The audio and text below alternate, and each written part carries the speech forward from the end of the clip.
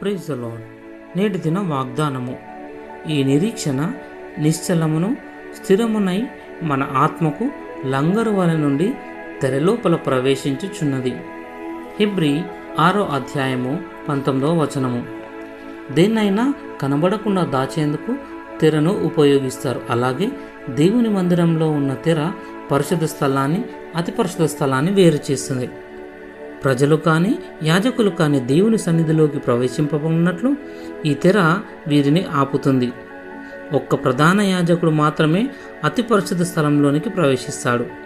యేసు ప్రభుని శరీరం అనే తెర చినుగుట, మందిరపు తెర సంపూర్తిగా తీసివేయబడింది. కాగా యేసు ప్రభుని శరీరం నూతన తెరగా మార్చబడట ద్వారా విశ్వాసులు అతి పరిశుద్ధ స్థలంలోనికి ప్రవేశించినట్లు దేవుని తండ్రి, నాయన అని పిలుచుటకు మార్గం ఏర్పడింది. యేసు ప్రభుని మరణం ద్వారా దేవాలయపు తెర పైనుండి క్రింది వరకు రెండుగా చినిగిపోయింది. ఇది దేవుని సన్నిధికి మనమంతా వెళ్ళే స్వాతంత్రతను యేసు ప్రభు సంపాదించి పెట్టాడని చూపిస్తుంది.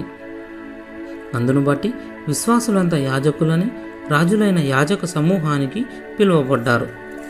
కనుక ఇప్పుడు దేవుని సన్నిధికి వెళ్ళేప్పుడు తెర వేసుకొని లేక ముసుగు వేసుకొని వెళ్ళనవసరం లేదు. నూతన తెర అయిన ఆయన శరీరం ద్వారా సత్య హృదయంతో, శుద్ధ మనస్సాక్షితో ఆయన సన్నిధికి రాగలము. ప్రార్థన. తండ్రి, నాయన, నీ కుమారుని శరీరమును తెరను నా కొరకు చింపివేయబడుటకు నీవు అనుమతించినందుకు వందనములు. తండ్రి, ముసుగులేని నా ముఖముతో నీ సన్నిధికి వచ్చే ఆధిక్యతను నాకు అనుగ్రహించినందుకు వందనములు.